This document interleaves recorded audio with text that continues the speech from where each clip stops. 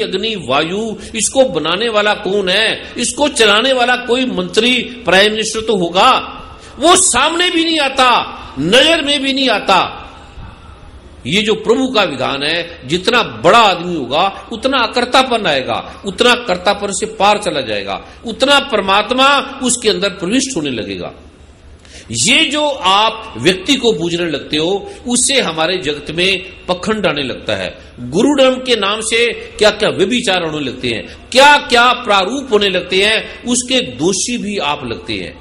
पहला नंबर है, मुझे पूजना चाहो, मुझे कोई प्रॉब्लम नहीं है, पर इससे आपको लाभ नहीं होगा, फायदा नहीं होगा। आपको फायदा तब होगा जब आप गणपति भगवान की पहले पूजा करो, फिर मां दुर्गा की करो, फिर भगवान ब्रह्मा विष्णु महेश की करो, फिर जो आपका इष्ट है, जैसे आपको अच्छा लगता है। और जो गुरु आपको भगवान गणपति की पूजा नहीं करने देगा, मां दुर्गा की पूजा नहीं करने देगा, ब्रह्मा विष्णु महेश की, अब श्लोक है जिसपे सारे भटक गए, गुरुर ब्रह्मा गुरुर विष्णु गुरुर देवो महेश्वरा, गुरु साक्षात परब्रह्मा तस्मै श्री गुरुवे नमः। इसका अर्थ सभी लगाते हैं कि गुरुर ब्रह्मा, जो गुरु है वो ब्रह्मा है, गुरुर विष्णु, जो विष्णु है वो गुरु है, गुरुर देवो महेश्वरा, जो गुरु है वो महेश है। इसका ये अर्थ गलत है, ये अर्थ नहीं है। इसका अर्थ है गुरुर ब्रह्मा, भगवान ब्रह्मा गुरु है, गुरुर विष्णु, भगवान विष्णु गुरु है, गुरुर देवो महेश्वरा, भगवान महेश है वो गुरु है, और गुरु साक्षात परब्रह्मा, गुरु साक्षात परमात्मा है, इसके अलावा और कोई गुरु नहीं।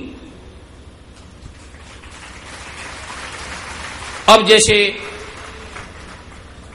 संत कह देते हैं, पत्नियां भी कह देती है कि पति परमेश्वर है, इसे आदमी समझते हैं कि मैं इस पत्नी का परमेश्वर परमात्मा हूं। इसका अर्थ ये नहीं है, पहले आप समझ लें। सभी आदमी ये समझते हैं, सभी स्त्रियां कहती हैं कि मेरा पति परमेश्वर है, तो आदमी ये समझने लगते हैं कि ये जो मेरी पत्नी है, जिसका नाम राम प्यारी है, या कोई भी जिसका नाम है, मैं उसका परमात्मा हूं। पति परमेश्वर का अर्थ है कि केवल परमेश्वर ही इस संसार का पति है, और कोई पति नहीं है। पति का अर्थ है स्वामी। इस संसार का जो स्वामी है वो केवल परमात्मा है। अगर पति परमेश्वर है तो पत्नी परमेश्वर क्यों नहीं है? इसमें क्या प्रॉब्लम है? अगर पति परमेश्वर है तो पत्नी तो पैदा करती है बच्चों को, घर को संभालती है। पति अगर काम करता है तो पत्नी अगर घर को ना संभाले, घर को ना देखे, बच्चों को ना देखे, परिवार की सेवा ना करे, तो कोई पति इस जगत में काम नहीं कर सकता। आप पूछ लो किसी मंत्रियों से, बड़े बड़े नेताओं से, अधिकारियों से, संतों से, महात्माओं से, पूछ लो भगवान राम से, भगवान श्री कृष्ण से। और जिसने पत्नी का अपमान कर दिया, देवता भी वहां निवास नहीं करते। जिसने स्त्री का निवास, जिसने जिस स्त्री का अपमान कर दिया, अगर किसी स्त्री ने भ्रूण हत्या कर दी, अब आप जगह जगह जाएंगे भ्रूण हत्या हो रही है। 2 बच्चे हैं, 2 बच्चे के बाद तीसरा ना हो, चौथा ना हो, आपकी संस्कृति मिटती जा रही है। कभी ऐसा काल था जब ये जरूरत थी, कभी ऐसा समय था जब आपके घर में 1-2 बच्चे का होना, उससे ज्यादा जरूरत नहीं थी। अब आपकी संस्कृति मिट रही है, समाप्त हो रही है। हिंदुस्तान में हिंदू कम हो रहे हैं, हिंदू समाप्त हो रहे हैं। कभी आप 1 बच्चा करेंगे, कोई करेगा नहीं, करेंगे तो 2 करेंगे। अब थोड़ा समय आने वाला है जब हिंदू की संस्कृति समाप्त हो जाएगी और हिंदू बन रहे हैं। कोई आधे किसी गुरु के पास चले गए, आधे कहां चले गए, आधे अमेरिका चले गए, कोई कनाडा चले गए, वहां जाके वहां बन गए। अभी और दूसरा एक और बता दे, कोई भी यह व्यक्ति आपको लगता है कि अगर हमारे 2 बच्चे हैं तो हम अच्छी तरह पाल सकते हैं। आप कभी अपने पूर्वजों के पास जाओ तो माता किसी के 8 बच्चे हैं, किसी के 7 है, किसी के 10 हैं, और कोई उन्हें प्रॉब्लम नहीं होती। उनके बच्चे शक्तिशाली भी हैं, ताकतवर भी हैं, अमीर भी हैं, सारा कुछ उनके पास है। भौतिक दृष्टि से, संसार की दृष्टि से, विज्ञान की दृष्टि से, सरकार की दृष्टि से किसी समय में था कि आपको 2 बच्चे, 1 से 2 से ज्यादा की जरूरत नहीं। अगर आपके बच्चे ज्यादा होंगे, सबसे पहले आपकी भारत की संस्कृति बढ़ेगी। राज किसका है? वोट का। जब आपके देश में हिंदू ही समाप्त हो जाएंगे तो हिंदुस्तान किसका नाम रहेगा? मिट जाएगा ये।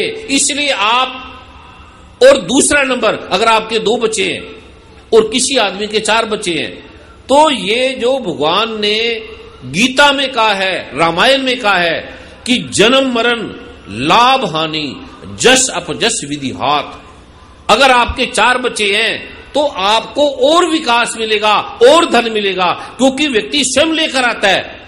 कोई कोई व्यक्ति ऐसे हैं उसके घर में धन नहीं होता, गरीबी होती है, अचानक बच्चा पैदा हुआ, काम होने लगे, बिजनेस होने लगा, उन्नति होने लगी, मकान बनने लगे। आप एक तो भ्रूण हत्या मत करो। जो भ्रूण हत्या करते हो उसका इतना पाप है। गाय की तो आप हत्या करते नहीं हो, गाय को तो आप रोक देते हो, गौ माता की जय तो आप करते हो जो बड़ा जरूरी है, लेकिन बच्चे को काट के मार देते हो जो आपके गर्भ के अंदर है। उस स्त्री कभी पाप से मुक्त नहीं होगी। उसको अर्थराइटिस होगा, उसको रूमेटिज्म होगा, उसको माइग्रेन होगा, उसको गाउट होगा, उसको ऐसी ऐसी बीमारी होगी जो स्त्री भ्रूण हत्या करेगी।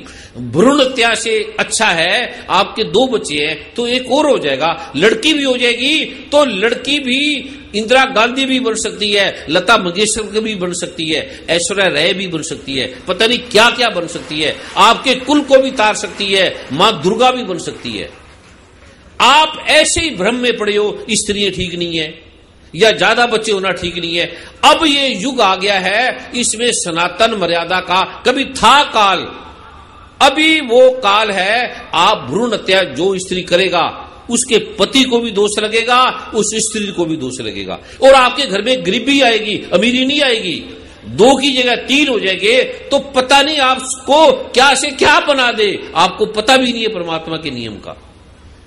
दूसरा नंबर है, ये मेरा विषय नहीं था, विषय ये था कि जो वर्मा जी ने पूछा है हम आपकी पूजा क्यों ना करें। पोस्टमैन वर्मा जी, अगर आपको आपके अंकल जी ने, आपके पिताजी ने, आपकी माता जी ने, आपके मित्रों ने अगर आपको 1000 रुपए का ड्राफ्ट भेजा है और पोस्टमैन आपको ड्राफ्ट देके चला गया या मनी ऑर्डर देके चला गया, तो उस पोस्टमैन की आप आरती उतारते हो, फूलों से पूजा करते हो क्या करते हो बताओ? क्या करते हो? उस पोस्टमैन को तो आप पूछते भी नहीं हो, वो 5 रुपए मांगता है वो भी नहीं देते हो आप।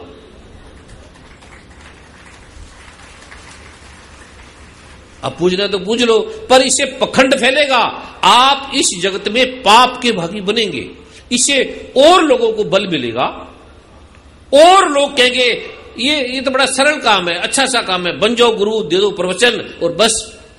इससे पखंड फैल रहा है जगत में। पहले ये काटो। और क्या भगवान ब्रह्मा में कमी है, भगवान शिव में कमी है, भगवान नारायण में कमी है, मां दुर्गा में कमी है, भगवान गणपति में कमी है, सदगुरु नानक में कमी है, श्री गुरु ग्रंथ साहब में कोई कमी है? क्या प्रॉब्लम है, क्या कमी है? एक तो आपका विश्वास हटेगा कि भगवान ब्रह्मा विष्णु महेश में ताकत नहीं है, और ताकत है ब्रह्म ऋषि कुमार स्वामी में। ये आपने पाप का बीज दिया, ये मत करना कभी भूल के। और अगर मुझे लाभ होता, लोभी होता, मेरे में किंचित भी थोड़ा सा होता, तो मैं कहता हाँ, गुरु ब्रह्मा, गुरु विष्णु, गुरु देव महेश्वरा, गुरु की पूजा करनी चाहिए। इससे मुझे पाप लगता, इससे मैं पाप का, और इस जगत में कोई किसी को धोखा नहीं दे सकता, पहले सुन लेना, दे भी नहीं सकता। या मत करना कभी भूल के। क्या वर्मा जी आप पोस्टमैन की आरती उतारेंगे, पूजेंगे पोस्टमैन को? आप बताओ मुझे। धन्यवाद देंगे। हैं? धन्यवाद देंगे। धन्यवाद देके, धन्यवाद देना और पूजने में तो फर्क है ना। मैं पूजने की बात कर रहा हूं, धन्यवाद दो, थैंक्स आपका, आपने मुझे ये दिया। और धन्यवाद भी क्या उसका काम है, इसी की उसको सरकार तनख्वाह देती है, पैसे देती है, वो पोस्टमैन है, उसका काम है, वो खुद थोड़ी दे रहा है, उसका कार्य है ये पोस्टमैन, वो देता है। धन्यवाद ना भी दो तब भी उसको फर्क नहीं पड़ता, दे दोगे तब भी उसको फर्क नहीं पड़ता, कुछ फर्क नहीं पड़ता। अब उसको पूजोगे आप? क्या पूजना चाहिए पोस्टमैन को? है? उसको तो नहीं पूछना चाहिए। तो मैं पोस्टमैन हूं आपका, बस मैसेंजर हूं, आपको मैसेज दूंगा। और उसको आप करो, आपका कल्याण होगा।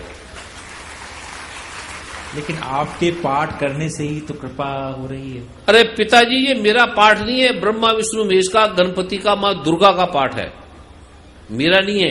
ये जो मैं अभी आपको दूंगा छपी है, ये मेरा इसमें कोई जिक्र नहीं है। ये वेदों के हैं, वेद मैंने लिखे हैं, ग्रंथ रामायण मैंने लिखी है, उपनिषद मैंने लिखे हैं, दुर्गा सप्तशती मैंने लिखी है। मूर्ख नंदन, नहीं, आप जो हमारे लिए पाठ कर रहे हैं उससे ही। मैं आपके लिए नहीं करता, पहले सुन लो, मैं कोई आपके लिए पाठ नहीं करता। मुझे लगता ही नहीं आप मुझसे अलग हो, परमात्मा की कसम। मुझे लगता है आप मैं ही हूं। मैं दूसरे के लिए पाठ करते ही नहीं, क्योंकि मुझे आप दूसरे नजर ही नहीं आते। मुझे लगता है मैं जैसे मेरे पैरों में दर्द होने से तकलीफ होती है, ऐसे आपके जो दर्द है, जैसे मेरी मां को है, मेरी बहन को है, मेरे बेटे को है, मेरी पत्नी को है, मेरे भाई को है, मेरे पिता को है, मेरे पुत्र को है, जैसे आपको कष्ट है, मैं भी कष्टों से गुजरा हूं। तो मैंने कहा जो मैं कष्टों से गुजरा हूं, मेरे बेटा, मेरी बहन, मेरी मां ना गुजरे। बस आप मैं हूं, मेरे हैं, मैं दूसरों की